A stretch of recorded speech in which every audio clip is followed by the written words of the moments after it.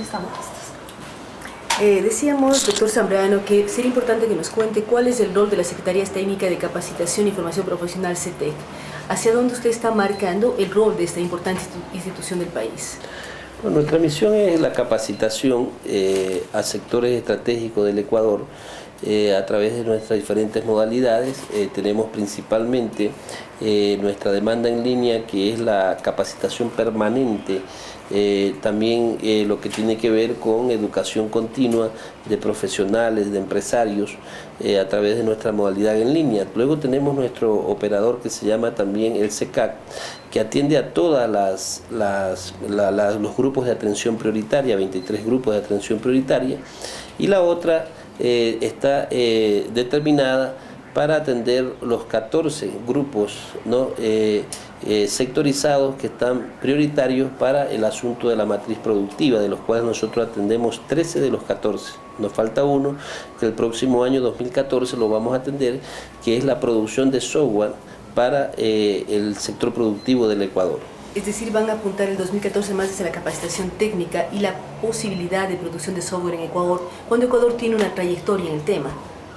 Bueno, sí, nosotros vamos a preparar aproximadamente a 600 talentos de diferentes universidades, ingenieros en sistemas, para que puedan desarrollar software para las diferentes áreas productivas y de esta forma realmente desarrollar más al Ecuador en esta área que sí tenemos alguna experiencia, pero que se va a necesitar mucho talento humano especializado en estas áreas.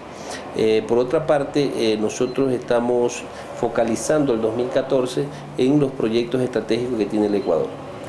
Dentro de los proyectos estratégicos todos hablamos del cambio de la matriz productiva. Usted hablaba de 14 sectores, desde el momento trabajan con 13.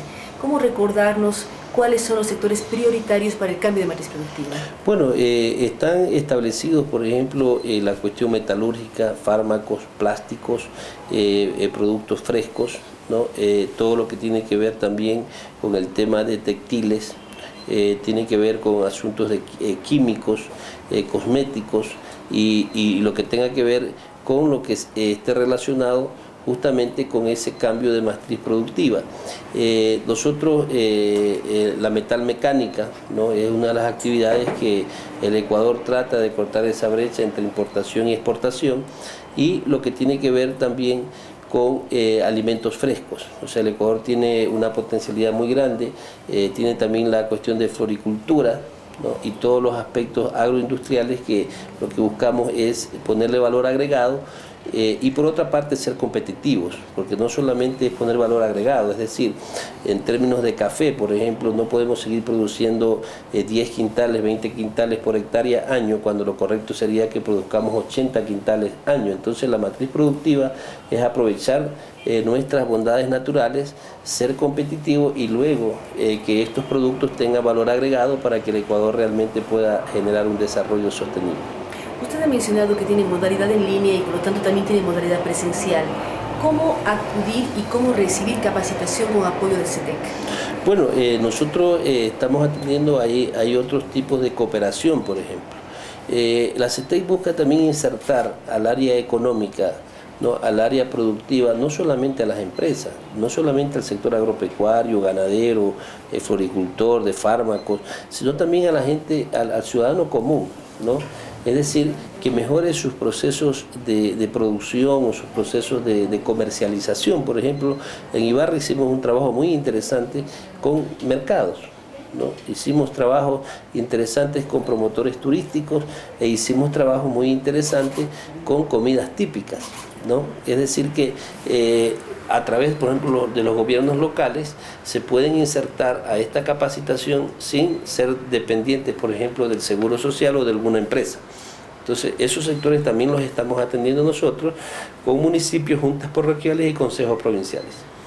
Dentro del caso empresarial, ¿qué se necesita para que los trabajadores de una empresa que aportan al seguro social puedan ser beneficiarios y beneficiados de un curso que ofrece el CETEC o sus operadores?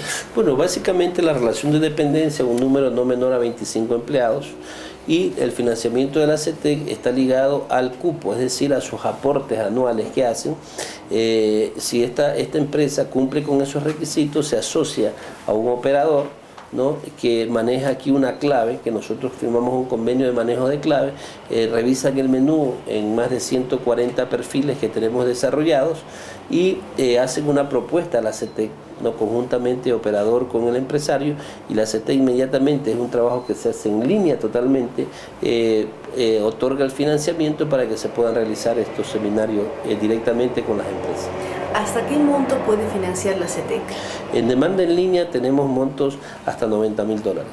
Y en las otras modalidades hemos llegado, yo creo que el proyecto emblemático del año anterior de los guardias privados con un convenio que hicimos con el Ministerio de Seguridad Interna, que está sobre los $8 millones. Es decir, que tenemos un financiamiento bastante respetable para proyectos emblemáticos o, en este caso, demanda en línea, que ocupa gran parte de nuestro presupuesto porque son miles de empresas que acuden a esta demanda y nosotros los atendemos durante todo el año. Cuando ustedes deciden cómo se elabora una malla curricular, cuándo se ofrece un perfil, ¿cuáles son los requisitos básicos? ¿Y cómo uno puede encontrar un perfil si quiere capacitarse? Usted dice que existen muchos menús de opciones. ¿Cómo se preparan esas mallas curriculares para llegar a los trabajadores o a los diferentes públicos que usted mencionaba? Bueno, como les decía, tenemos ya determinado más de 144 perfiles que ya están establecidos. De ese perfil, lógicamente, nace una malla curricular y de esa malla curricular se hace un programa. Es muy interesante su pregunta. Incluso estamos proponiendo para que el 2014 se forme un grupo de especialistas o expertos en el desarrollo de perfiles, ¿no? Porque hay una metodología que tiene que ver situaciones de estudios, ¿no?, de los requerimientos. Hay una metodología que tiene que ver con la participación del sector involucrado a través de varios talleres, de mesas sectoriales, y luego hay el trabajo que es la concreción del perfil, que justamente lo hacen expertos en estas áreas. En nuestro país no existen muchos expertos en el desarrollo de perfiles.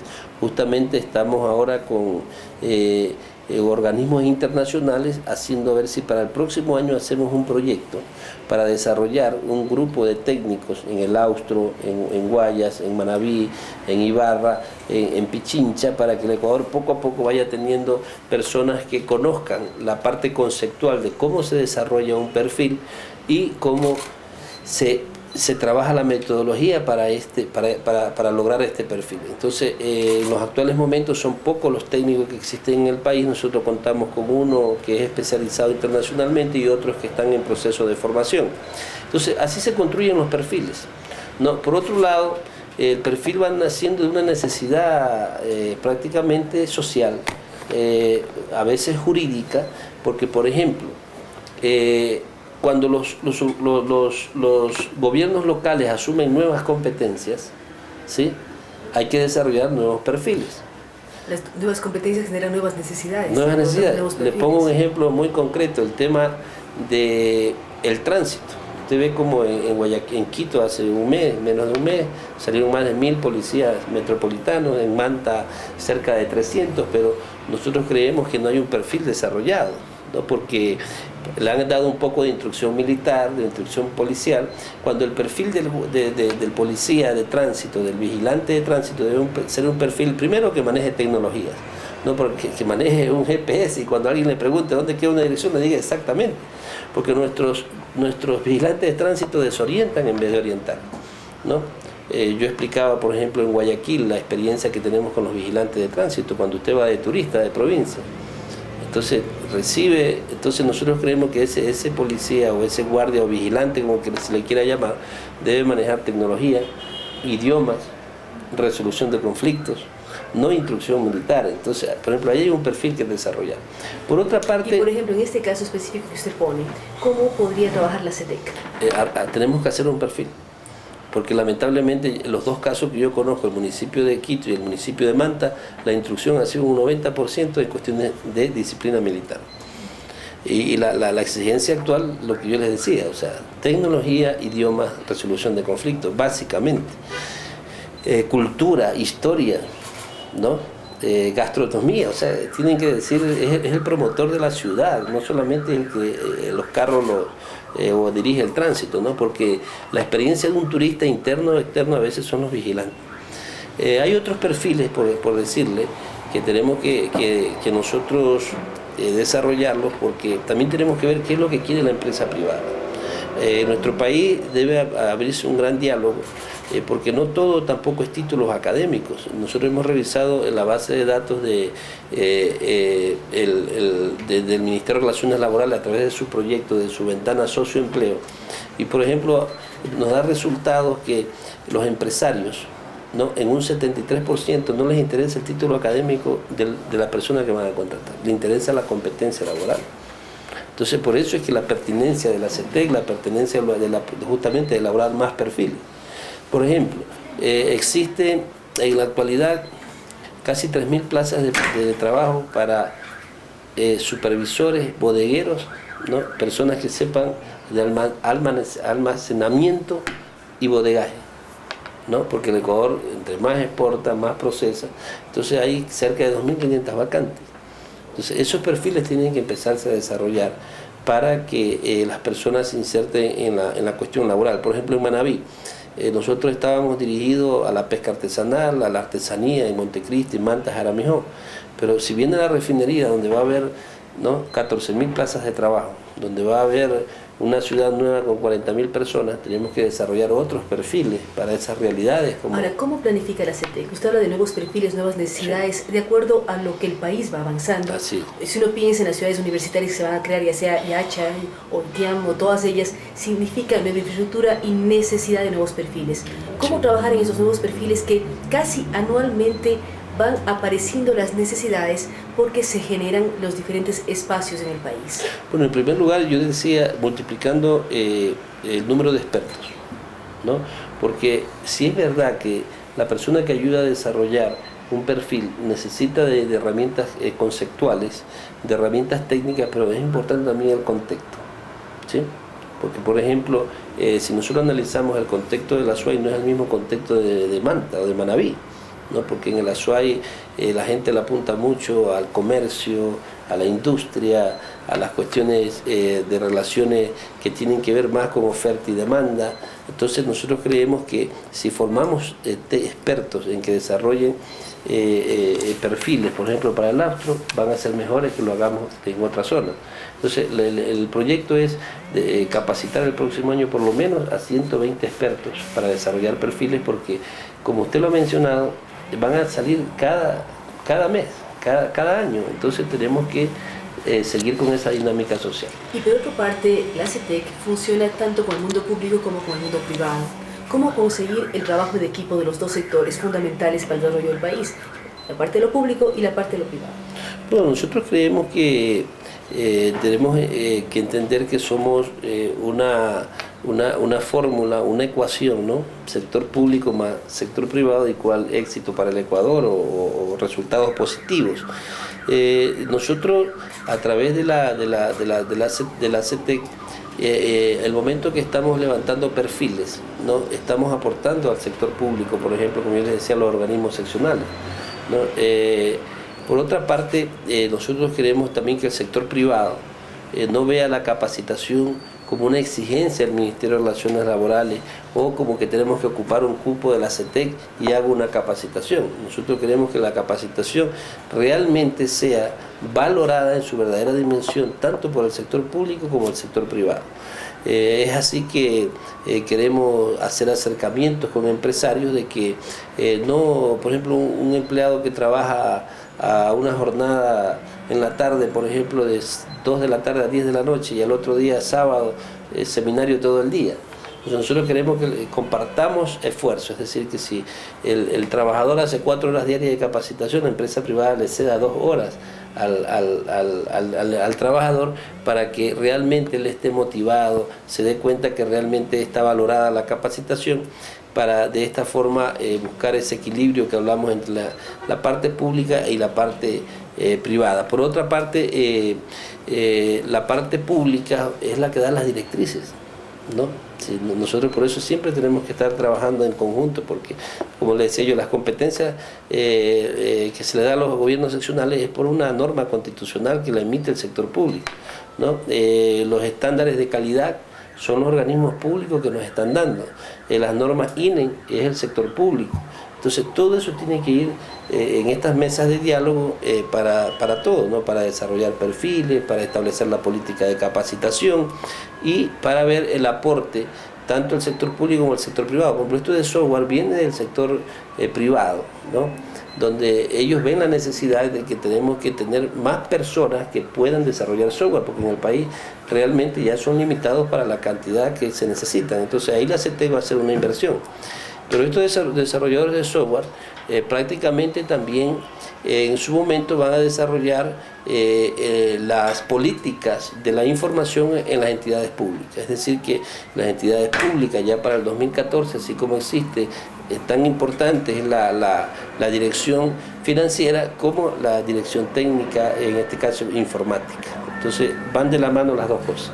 Estamos cerca de llegar a fin de año ya. ¿Cómo hacer un balance? ¿Cuántas personas capacitaron este año? ¿Cuál ha sido el trabajo de la CETEC en este año? Usted habló de las proyecciones 2014, creando 130 expertos en perfiles, por ejemplo. Sí. Pero ¿a cuántos ecuatorianos y ecuatorianas piensan capacitar? ¿Cómo son las cifras del 2013 y cómo se proyectan hacia el 2014? Bueno, nosotros tenemos nuestras cifras aproximadamente en 500.000 beneficiarios en las diferentes modalidades, ¿no? Incluido toda la CETEC. Y para el 2014 vamos tal vez a bajar un poco, pero trabajar más en cuestiones especializadas. Por ejemplo, la capacitación desde hace muchos años, desde 50 años el SECAG ha venido trabajando con el sector de operarios, de maquinistas. Nosotros creemos que para que haya un cambio de rumbo, ¿no? Como se quiere en la matriz productiva, en la cuestión de la productividad del conocimiento, de la innovación, del cambio de la visión de las empresas, debemos formar a los mandos medios, porque son ellos, ¿no? Que para muchos entendidos en gestión empresarial son la bisagra entre triunfo o fracaso, entre progreso o retroceso de una empresa. Entonces tenemos un proyecto que es capacitar a 2.500 o 3.000 mandos medios, ¿no? Del sector empresarial para que ellos realmente puedan reorientar hacia dónde queremos ir en esto de los cambios de la matriz productiva. Entonces, en el sector turístico, vamos a hacer un proyecto emblemático para promotores turísticos de la Amazonía, ¿no? Porque el Ecuador va a invertir mucho dinero en promoción turística y van a abrirse las rutas del agua, ¿no? Recorridos grandes. Entonces, y por otra parte, vamos también a impulsar el cambio de prácticas agropecuarias aprovechando, por ejemplo, la capacidad hídrica que tiene el Ecuador. El Ecuador tiene muchos embalses, represas, pero el cambio de las prácticas agropecuarias no se ha efectuado. Entonces, en eso queremos entrar nosotros y tal vez puede que baje, como dije anteriormente, el número, pero vamos a hacer en cuestiones más ambiciosas, ¿no? Capacitar a estos, ya les decía, de 700, 600, vamos a ver cómo sale el proyecto, desarrolladores de software en todo el país, son temas muy importantes, ¿no? Entonces vamos hacia las partes que tienen que ver con lo que permita el cambio radical de lo que se quiere hacer, es decir, que los mandos medios, los técnicos, los promotores sociales, y como dije anteriormente, atender las nuevas necesidades de las competencias que están asumiendo los organismos seccionales autónomos, que son, si podemos vernos, son cuestiones muy amplias, ¿no? Porque también se cambia el concepto de administración pública, ya no solamente es el agua potable, la alcantarillado, sino que queremos también nosotros, a través de esta motivación, no solamente lo que nosotros podamos invertir, sino que los municipios inviertan en capacitación, o sea, en el desarrollo humano. Porque usted va a ver en un municipio, por ejemplo, que tiene 5 millones de presupuesto, 6 millones de presupuesto, y declara, por ejemplo, que es un municipio agropecuario, pero no tiene un proyecto de fomento agropecuario de ese territorio, ¿no? Para ellos la capacitación es buena, pero no tienen un centavo en presupuesto para capacitación. Nosotros creemos que al activar a estos organismos seccionales, vamos a activar en este caso vamos a incorporar al ciudadano, al sector económico y productivo del país.